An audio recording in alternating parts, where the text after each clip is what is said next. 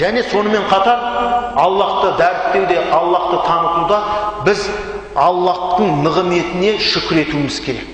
Ол нығметтің үлкені ол ислам.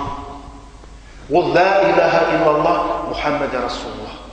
Ол нығмет берілмегенде біз мына жерде отырмаған болар едік. Қандай нығмет? Ла илаха иллаллах Мұхаммад Расулуллах, ислам нығметі.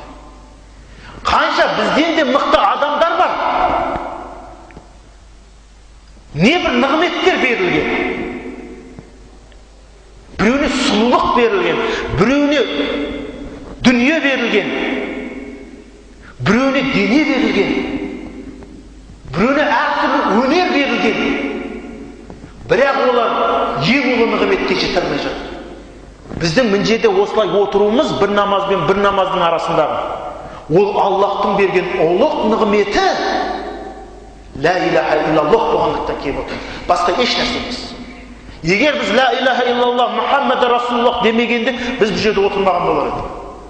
Бірақ сол шексіз еш нәрсеге тұрмайтын, еш нәрсе тең келмейтін нығметті Алла бізге беріп қойғанда, егер оның ақиқатына қарасаң, осы отырған сіздер мен біздердің ла илаха иллаллах Мұхаммад Расулуллах деп өткен адамнан керемет адам жоқ.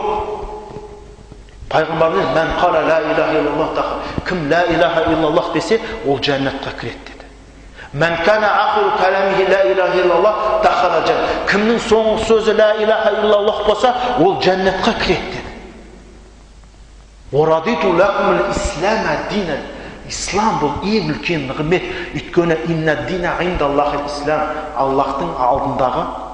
Аллах қалағанда бізді бір буддист қылып қояды. Аллах қалағанда сіз бен біздің біреуімізді Кришна қылып қоятын еді. Болмаса Исаны Құдай дейтін христиан қылып қояды. Жоқ. Алла тағала баға жетпес нығметті беріп қойды бізге. Және Аллахты танытуда оған шүкірлікті ұмытпауымыз керек. Осынша нығмет берген Аллахқа біз шүкір етуге міндеттіміз. Сондықтан да кейбір ғалымдар не деді? Тіпті Аллах тағала намазды фарыз қылмаған күннің өзінде намаз оқуға ол лайықтырақ еді деді. Осынша нығметті беріп тұрған Алла тағалаға не істесеңіз де сіз, ол Аллах лайықты. Өйткені Құранда Алла тағала не деді?